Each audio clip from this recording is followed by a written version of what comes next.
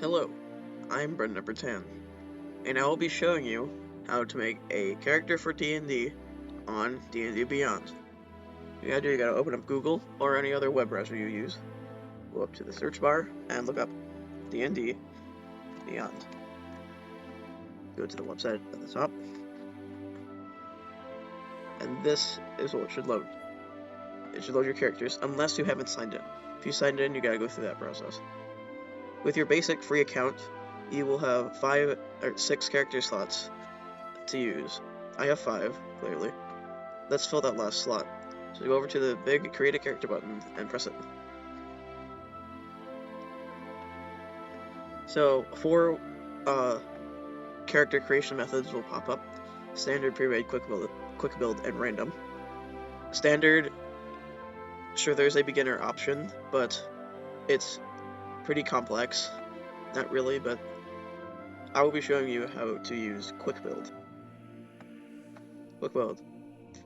So just start with the first level character to get you going into the game.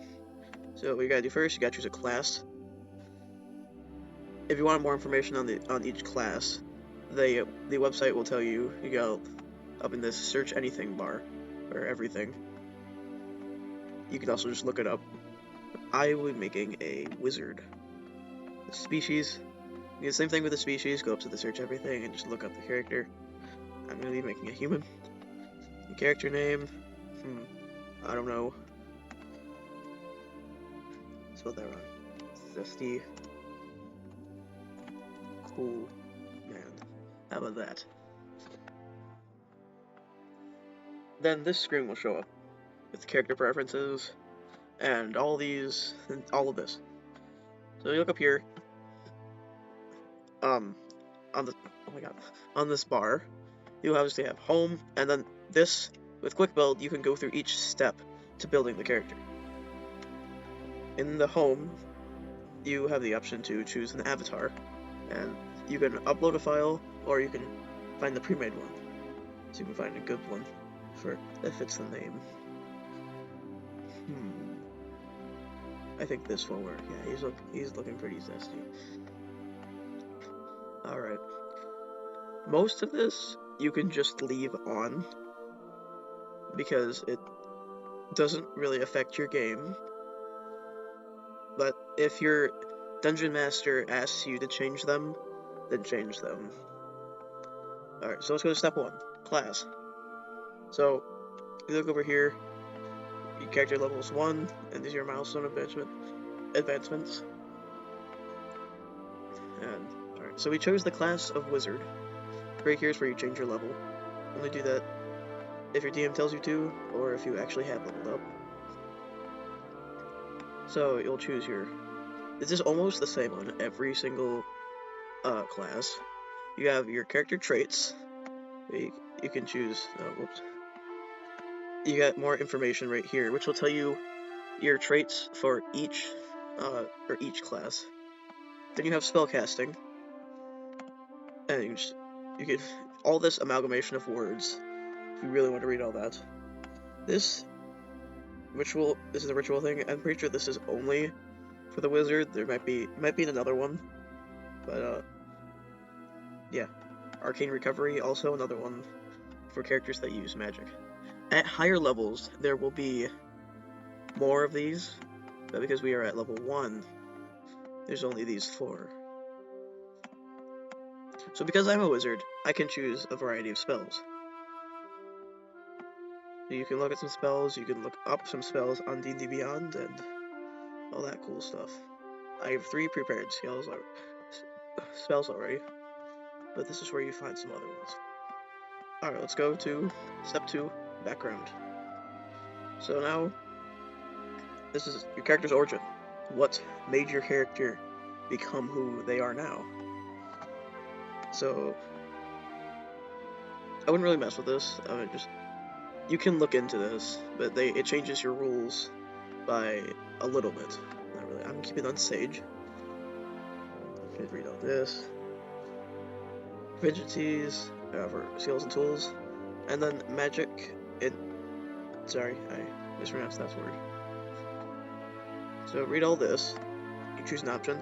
Which one would you rather, like, which one would you have more in? So I would have intelligence, and then these are spells based on intelligence, and then you choose spells based on that. Like, you choose spells that are listed. But, yeah. And ability scores. For these, you can choose which ones. It's a little different for wizard, but for, like, something like a paladin. Never mind. It doesn't do that much. So then character details. This is where you get into personalizing your characters. Alignment, faith, lifestyle, and then there's physical characteristics, personal characteristics, all this kind of stuff. You're supposed to add your own. And then notes, just other stuff like that. So here, I'm just gonna choose some random spells real quick. Ability score, I'll do that one. Alignment, so each of these can possibly change some of your gameplay. Not a lot of it, I'm gonna choose chaotic neutral. Faith, none of these things are required, but if you want to add them to, like, make your character more personalized, then be my guess. Lifestyle, this is how you feel as if your character should be. I'm gonna go comfortable. And physical characteristics, hair, just go brown. Skin, peach eyes. Jesus. Gray, height, you make him a little short, like 5'1" or something like that. Weight, so 175, that's 0. Age, make him, I don't know, 54. Gender, weird, it says 54. Gender, mine will be male. Personal characteristics, I'm not going to do any of these because you can add a whole bunch of things. So if you want to personalize your character even more, then that's what you gotta do. You gotta add all of that. But none of it's required. Step 3, species. Depending on your species, can affect your gameplay. Sometimes drastically, sometimes not.